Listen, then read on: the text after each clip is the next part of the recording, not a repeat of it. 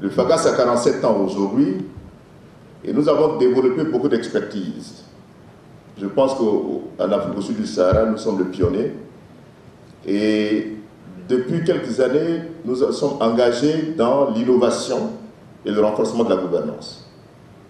Nous travaillons sur l'accompagnement financier des États membres, du secteur privé et du secteur bancaire. Et aujourd'hui, nous sommes engagés à mettre nos synergies ensemble avec le Fonds de garantie des prêts aux entreprises et également accompagner le secteur privé de Guinée, les banques et pourquoi pas les projets structurants des États. Le paradoxe de l'Afrique, c'est que l'Afrique est riche, mais sous-financée. Et il nous appartient de nous poser la question pourquoi. Pourquoi nous ne sommes pas arrivés à transformer ce potentiel en réalité pour le bien des populations et des États. Je pense que la réflexion doit toujours précéder l'action et le FAGAS s'est engagé dans cette voie depuis 4 ans. Nous associons l'accompagnement financier, nos interventions sur les marchés bancaires et les marchés en général, mais nous travaillons également dans la réflexion pour pouvoir développer de nouveaux instruments financiers au regard des mutations économiques dont le monde connaît aujourd'hui. L'Afrique, il y a 50 ans, n'est plus le même. Nous avons des jeunes générations qui sont là avec des idées nouvelles et la transformation du continent nécessite également de nouveaux instruments financiers pour accompagner ce développement et même l'accélérer. Et donc c'est avec beaucoup d'engagement que le FAGAS est ici. Nous avons travaillé ensemble, nous devons réfléchir ensemble. Qu'est-ce qui est mieux de faire entre le FAGAS, la République de Guinée, le peuple guinéen et le peuple africain? Donc c'est le défi qu'on s'est lancé avec mon frère Diallo. Le FAGAS a déjà engagé des négociations avec les autorités de la République de Guinée il y a 4 ans, 3 ans. Et je pense que nous sommes sur la bonne voie pour pouvoir accompagner la République de Guinée aux côtés du Fonds de garantie des prêts aux entreprises pour pouvoir accélérer le financement et le développement de la République de Guinée. Voilà en quelques mots, mais nous sommes là pendant 3-4 jours et nous sommes à votre disposition. Ce n'est pas seulement des rencontres formelles ici qui vont dessiner la finalité de ce qu'on a, mais je suis disponible à tout moment à rencontrer tous les responsables ici présents en bilatéral et mes collaborateurs ici également. Nous voilà aujourd'hui assistés à une séance de travail qui a l'espoir de faire revivre le climat d'affaires en Guinée sur toutes les orientations. Monsieur le directeur général du Fonds de garantie de Guinée, vous me permettrez, au nom de l'ensemble de tous les secteurs privés de Guinée, au nom de la Chambre de commerce, de vous remercier d'avoir réussi de déplacer cette délégation de FAGAS en Guinée. Cette initiative que vous avez entreprise nous donne un grand espoir de relance de l'activité du secteur privé de la Guinée.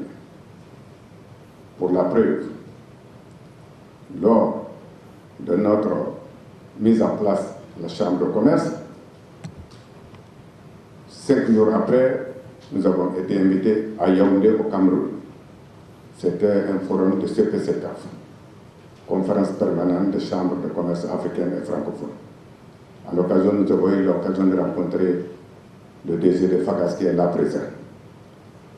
Lorsqu'il a annoncé la feuille de route de FAGAS dans la salle à Yaoundé, mes collègues de la Chambre de commerce et moi qui étaient présents, je suis allé vers lui, j'ai dit on ne va pas se séparer ici jusqu'à ce que nous partons ensemble en Guinée. J'ai insisté. Le jour-là, j'ai dit que ce que j'étais entendu dire aujourd'hui, il faut aller le répéter en Guinée et moi j'ai besoin de toi en Guinée. Et par après, j'ai demandé au président de la Chambre de commerce de Cameroun d'apprêter une salle. Il avait apprêté une salle où je l'ai convié, il est venu. Il est assis, j'ai appelé tous les Sénégalais, les Maliens, les Burkinabés qui étaient dans la salle. J'ai dit, venez écouter une nouvelle orientation. Il est là présent, il peut le témoigner. Quand il a présenté l'orientation, la mission de FAGAS, je lui ai dit que ma première priorité c'est de vous accompagner jusqu'à ce que vous venez en Guinée, afin que le secteur privé puisse bénéficier de vos missions. Quand je suis arrivé en Guinée, quelques jours après, je suis allé rencontrer le ministre des Finances à l'époque, M. Sissi. J'ai dit, M. Sissi, M. le ministre, la seule chose que tu vas faire pour la Chambre de commerce, c'est d'inviter le FAGAS, afin que nous puissions rentrer en collaboration avec eux. En ce temps, je ne pouvais pas imaginer quand est-ce qu'on aurait déjà mis en place un fonds de garantie en Guinée. Nous voilà aujourd'hui réussi le fonds de garantie de Guinée et qui a réussi à faire déplacer le fonds de garantie, le FAGAS, pour encore vivre la réalité.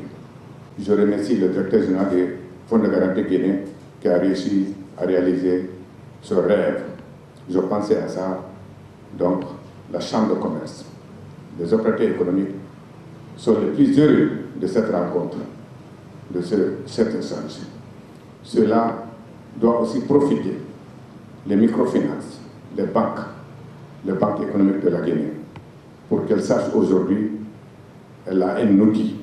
Cet outil, on a aujourd'hui un secteur privé dynamique qui cherche comment se réveiller. Aujourd'hui, avec ce que nous vivons à travers le monde, nous connaissons la Guinée aujourd'hui, c'est un paradis. La Guinée, c'est une destination. Aujourd'hui, la physionomie de cette salle constitue l'avenir économique du secteur privé de la Guinée. Toutes les banques sont là, toutes les assurances sont là, les microfinances sont là. L'objectif de votre assise ici, c'est de voir le mécanisme, comment accompagner le secteur privé.